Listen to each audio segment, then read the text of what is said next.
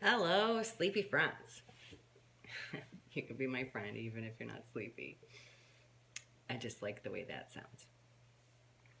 If this is the first time you're seeing one of my videos, my name is Dawn and I run goingbeyondcoping.com and the Going Beyond Coping channel on YouTube and a bunch of positivelies on Facebook, including narcolepsy, fibromyalgia, and empathic. The text for this video went out this morning in my daily dose. If you're interested in getting the text version now, I dropped my card.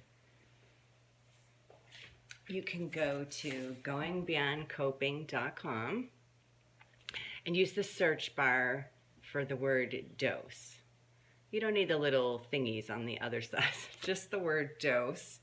And the sign up form will come up and then you can sign up and it will send you a welcome email. And if you reply to that email and say, send me today's text from the video, I will do that. Otherwise, I'll try to find time to get it up on the blog this weekend, but blog posts they take longer than email blasts. So yeah. I have 9 disorders and I've found my way to keep going beyond coping into thriving and loving my life despite it all. And I'm doing these videos to kind of break down little pieces of how I got there. The order, whatever, the depth, there's a lot more to it. But it's my hope that by talking about my story, you'll be able to put it through the you filter and find your own way to going beyond coping into thriving and loving your life. Because just because you have a chronic illness doesn't mean you can't be happy. Felt that way for 41 years, but guess what? Okay, it's good. So here's the question I asked myself. What happens if I don't wait until I feel better? And my friend sent me these stickers. This one says, today is full of possible. So at the time I asked myself this question, I was very sick. I tried a narcolepsy medication called Xyrem, and it turned my saliva to salt. And I ended up with a rare abundance of Pseudomonas, which is typically only seen in hospice patients. And I was still going to work. Yeah. I spent a lot of time just laying in bed feeling like poop. And I didn't know what was going to happen. Just like when my skin went crazy last year, I've got like so many things thrown at me medically. And last October, so a year ago, I had this crazy aggressive contact dermatitis that made 70% of my body look like it had been hit with hot oil. It was bad. And I didn't know 5 specialists, and we couldn't get it under control. And there were times I wondered if this was going to be the rest of my life. Am I going to be covered with this stuff on my skin and itching and burning and miserable for the rest of my life? And when you're stricken with chronic illness, be it chronic pain or fatigue or sleepiness, anything really, you just don't know what's going to happen. I mean, you want to be able to just go to the doctor and take a pill and feel better, but it doesn't usually go that way. Definitely not at first. Sometimes it doesn't last. So you've got to think outside the bottle and work on every little thing that can be complicating your symptoms. I'm going way off script here from what I sent out this morning because things come to me as I talk, and I just want to be able to share those things. So when you're stuck in the suck, you make yourself do things already. You make yourself do chores, make yourself go to work if if you're not on disability or being supported by someone else, you have to work.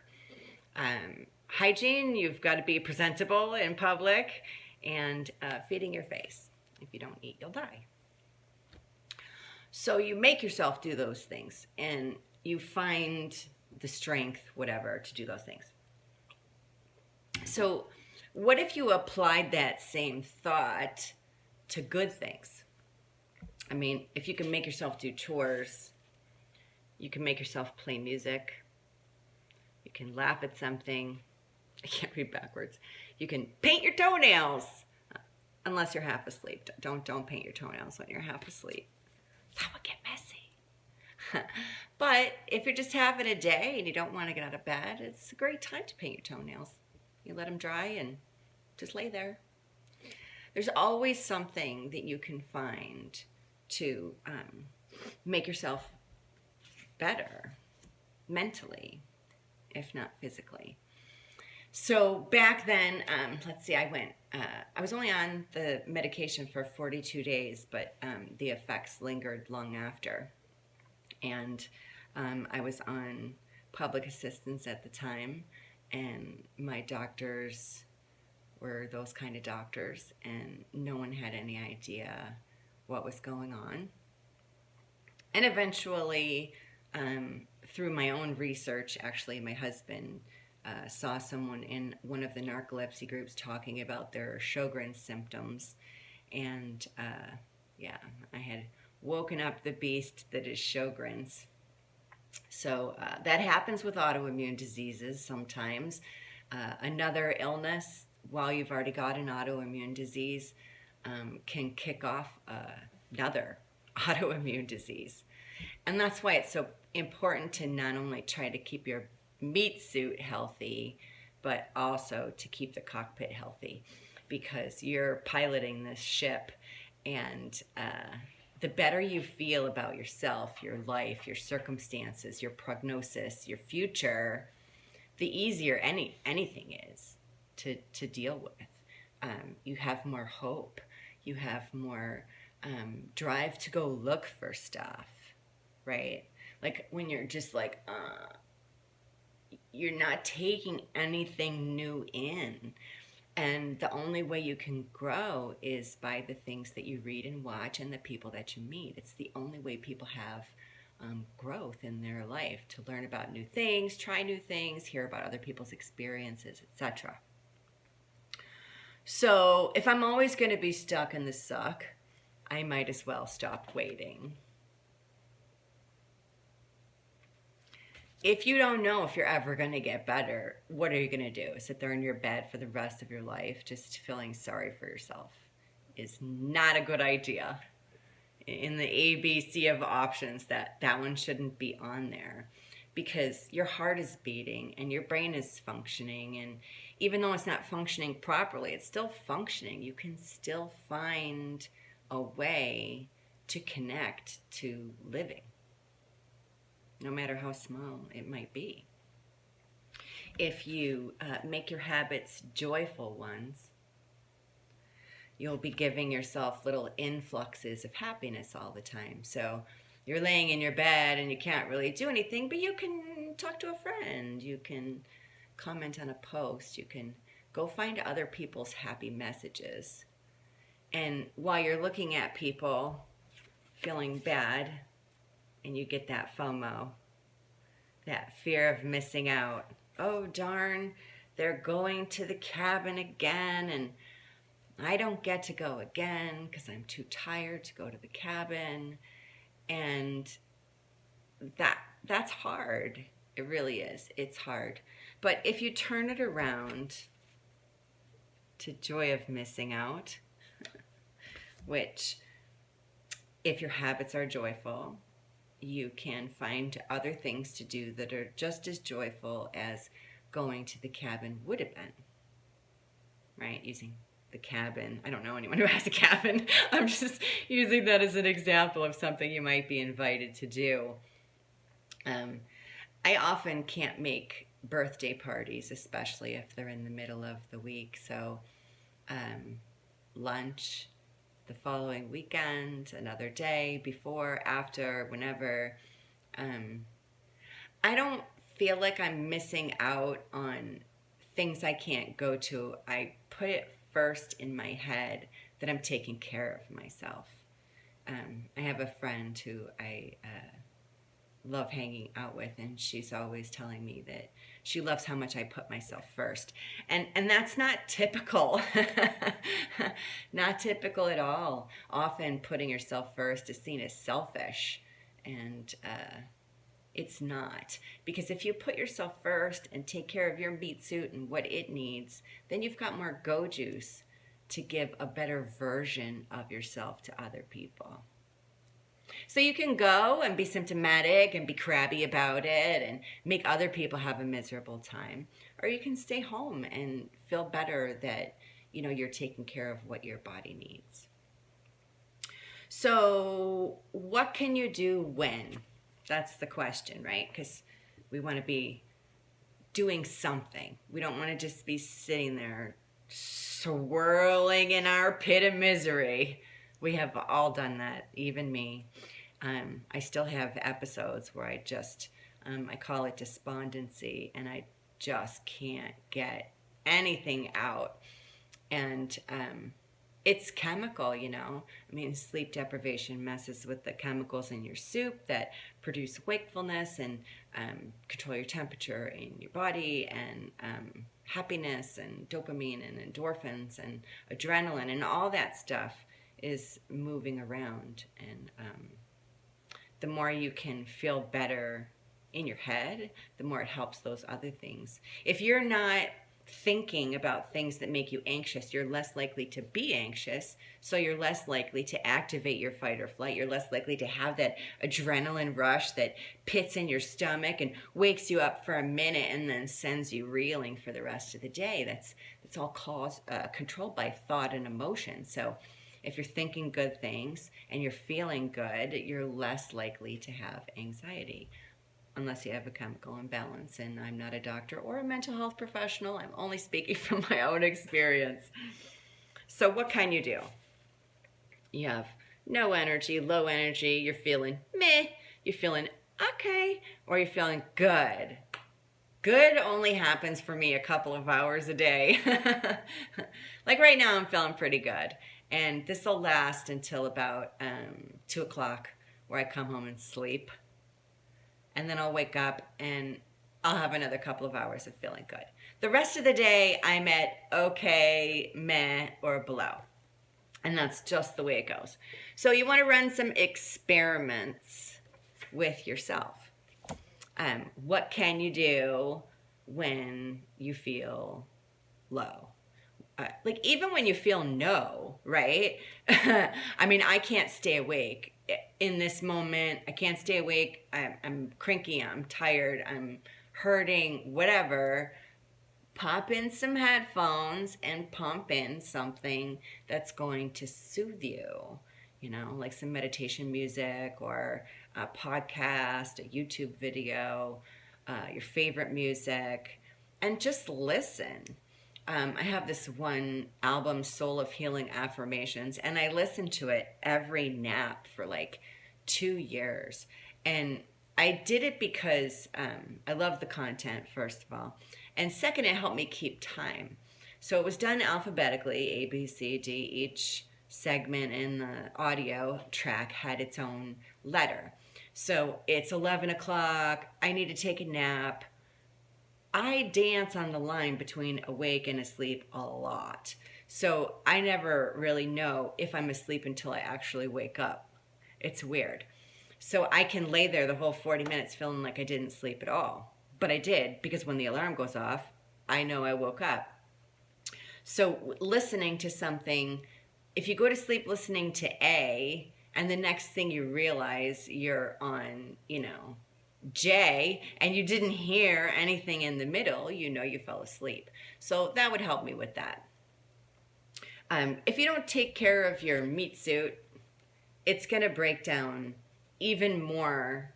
Obviously, if you're watching one of my videos, you're coping with something. So it's going to break down even more than how it would if you didn't suffer from those things. You want to end your suffering. And suffering comes from the feelings in your heart and the thoughts in your head. Symptoms, yeah, you suffer from symptoms. I suffer from pain, tiredness, itching, burning, stabbing feeling. My skin still has issues on my calves. I'm always coping with some symptom or another. But I don't suffer from them because they just are for me. They're part of me. I've been in pain every day for 26 years, something like that. It's been a long time. And I'm not always smiling while I'm in pain, but I'll never let too much time go by in pain without making myself smile at something, because it can distract you from your pain.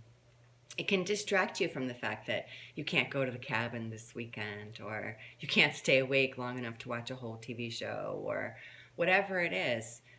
You want to look for things that you can do at whatever level of tired you're at. And when you get down to that bottom of your sleep deprivation, it's harder to think about things. So it's good to make lists.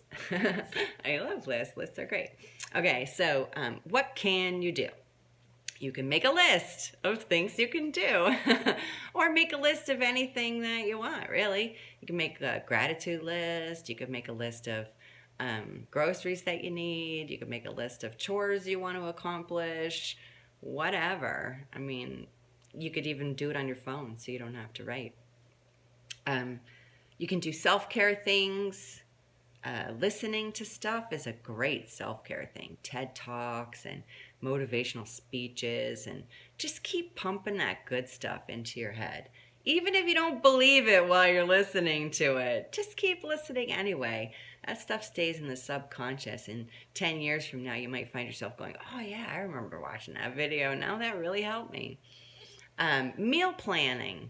If you're not doing meal planning, that's definitely something you should consider doing. So you write down what you're going to eat all week, and then you stick it on the fridge, and it helps with thawing meat for the next day. It helps with not overbuying your groceries. It helps with the whole "what's for dinner" question that people ask.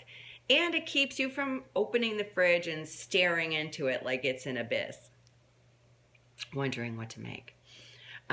Small tasks, sometimes I'll just get up and pick up everything that's in the living room that's not supposed to be there and throw it in a basket to go upstairs, or,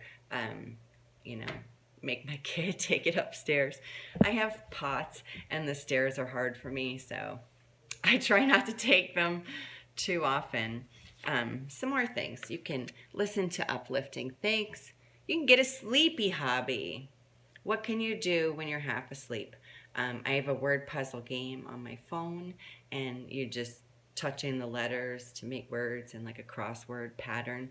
And I like that because I can do it when I'm really tired, and I get the reward from the little word puzzles. Like, you spelled chalk.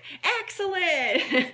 You're the hero! And you need shit like that when you are... Oops, I swore. I'm not redoing this. You're just having to deal with it. I need things like that when I'm feeling poopy, I want that encouragement. Learn something unnecessary. You don't need to know the life cycle of a butterfly, but you could listen to something about it and just learn something new. I love learning things because I'm weird like that. Go outside and just listen. So a lot of people can't hang out outside. I practically live outside. I'm in California, and it's just the best place to hang out outside. But if it's too cold or too rainy, or you just don't have the space to go outside, then that one's not for you. But if you can sit on your porch or in your backyard and just listen, life is happening all around you. And as you get sleepier, you tend to withdraw from that. You tend to withdraw from the fact that there are other things going on. So just sitting there and listening to crickets or birds or traffic or your neighbor yelling at his wife, whatever. Just take in the world a little bit. This is another one of my favorite things to do. You can go online and make other people feel better. A lot of people in my group probably think I'm a little nuts because I'm always commenting on encouraging things, but that's just the way that I want to be. It's just who I am. I want people to feel like someone is interested in them, because I am, and I love their stories and their experiences and the things that they share. And telling people that makes me feel good and it makes them feel good. So win-win. Challenge yourself to clear your mind. I have a video on YouTube called Killing the Monkey in Your Mind. You can find it on my YouTube channel, which will be in this caption when the video drops. So if you wanted to check that out, if you can't meditate because you fall asleep or don't have the time or whatever, it is a long video. It's an hour long. There is a companion text on my blog, which will also be linked in the caption. And if you wanted to read rather than watch, you would just go to the blog, goingbeyondcoping.com, and type in Killing the Monkey, and it'll come up. No monkeys were harmed in the making of that blog post. Listen to personal growth stuff. Brene Brown, great videos on boundaries. You can listen to creative thinkers, physicians, nutritionists. There's tons of stuff on YouTube that you can help grow your mind with. Run experiments. What happens if I don't? List things you're grateful for. That was life-changing for me. And learn how to self-soothe. Someone mentioned this. I don't know if it was a video or a conversation with someone, but we were talking about the fact that babies self-soothe. They cry themselves to sleep and then they feel better. Or they find their toes and, oh my goodness, their toes. And then they're laughing instead of crying. And as we grow, other people come to us when we're in need. Toddler cries, you go and see, oh goodness, what's wrong? A bad dream? Okay, and you put the toddler back to bed. And we forget that we can self-soothe, that we can, there, dear, it's going to be okay. And you need to do that for yourself, especially if you're not getting it from somebody else. Self-soothe, just, find what gives you the peace to do that. It's out there. You just got to find it. Okay. So what happens if I don't wait until I feel better? My husband asks me, like, I'll be on the couch and I'll be like, rubbing my neck or whatever. And he'll be like, do you want me to stop this? Do you want to turn this off, the show that we're watching? And I'm like, no, it's just a television show. It's distracting me from the fact that my neck hurts so bad. And if I never watch television when I don't feel good, I would never watch television at all. So what happens if I don't wait until I feel better? I feel better. I don't feel better on the whole. I haven't fixed myself or even, reduced my symptoms all the time, but can't make pain go away. But you can forget about pain sometimes. If you let yourself fall into something else deep enough, it can happen. So please like this video. If you've made it this far, it will help other people see it, and the ones who need to see it, see it. If you've made it this far, I assume you're interested in the depth of these topics and the things that I've been exploring. And if you're not signed up for the Daily Dose, I am sending out Monday, Tuesday, Wednesday, Thursday, Friday emails in the morning. All the emails focus around the Wednesday topic and are just a deeper dive in. So if that's something that you want, head over to goingbeyondcoping.com, search the dose, and sign up.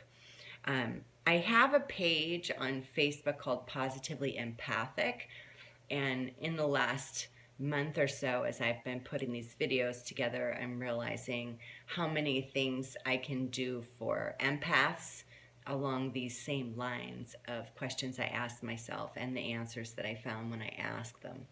So if you wanted to go to Facebook and search Positively Empathic, give that page a like. And I'm going to start with posts now and again, and then hopefully do a once a month video or email blast.